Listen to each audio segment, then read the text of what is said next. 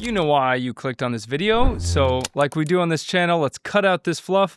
Let's get right into it. I get asked this a lot. Shouldn't I just go to File, to Share, to Export File, and make sure the format is a master file so I can export in ProRes? After all, this is the best quality, right? ProRes is great quality, yes, but it is overkill. ProRes files are absolutely colossal. We're talking potentially 10 to 20 times larger than what you actually need, specifically if you're just uploading to YouTube, Instagram, TikTok, or your website, which I would imagine is the majority of you guys. This 30-minute vlog of mine is normally around 10 gigabytes when I export.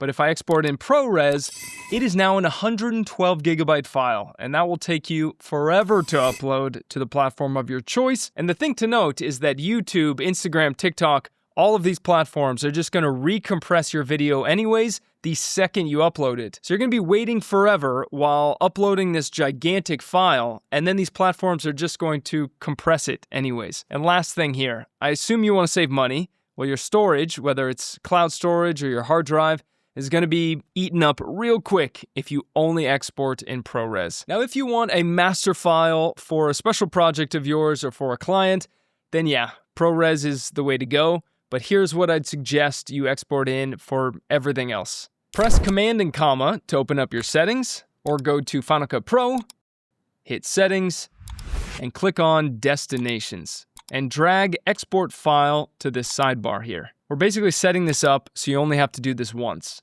Click on Format, and you're gonna leave this on Computer. Doesn't matter if you upload to Instagram, TikTok, YouTube, your website, I would always leave this on Computer. The difference between this and social platforms is that Computer just has more codecs to choose from, and a social platforms export just seems to compress your video slightly more. So just use Computer, in my opinion. Now for the video codec. This one is the tricky part, because if you want one export that works everywhere without having to think about it, H.264 is your answer. It works on every platform, every device. It is the standard. And if you do go with H.264, use the single pass option. It's faster and it uses your machine more efficiently. HEVC or H.265 is the newer, more efficient codec. It gives you great quality at like 40 to 50% of the size of H.264, which sounds awesome on paper, and it is, but some people have noted that if you upload H.265 to Instagram, you'll notice some color shifting. I haven't really noticed this,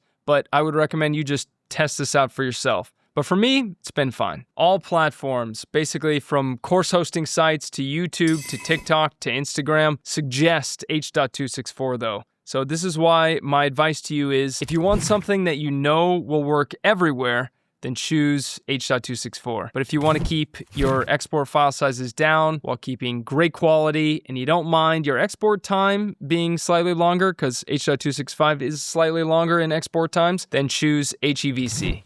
As far as whether to choose 8-bit or 10-bit, it's pretty simple. If your source footage is 8-bit, then choose 8-bit. If your source footage is 10-bit, then choose 10-bit. Just a note that all of these platforms convert your 10-bit video to 8-bit anyways. But still, a 10-bit video that has been converted to 8-bit will always look better than an 8-bit file that's been compressed by these platforms.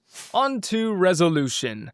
For YouTube and your website, just match your source footage. So if you shot in 4K, export in 4K. If you shot in 1080p, export in 1080p. Speaking of which, YouTube actually does treat 4K uploads differently. It runs them through higher quality codecs on their end, which means that even viewers watching in 1080p will have a slightly sharper image than if you uploaded a 1080p file. So basically, if you want the absolute best quality on YouTube, film in 4K and export and upload in 4K. Now for Instagram and TikTok, the apps that I cannot have on my phone, or else I'll scroll and I can never stop.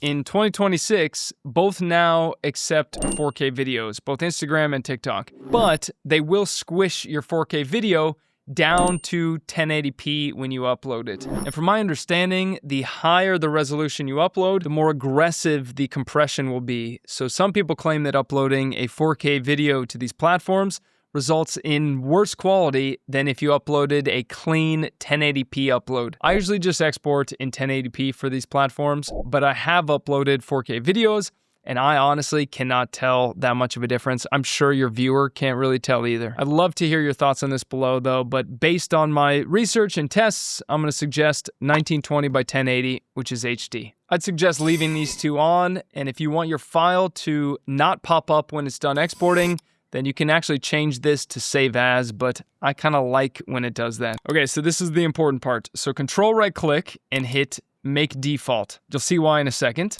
And then double click this title to rename it. So we'll just call it main export. Now when you're ready to export, you just press Command E. Think, I command you to export. That's dumb, but I guarantee you'll remember it now. I command you to export. You can also just click this little share button up here if you can't remember that.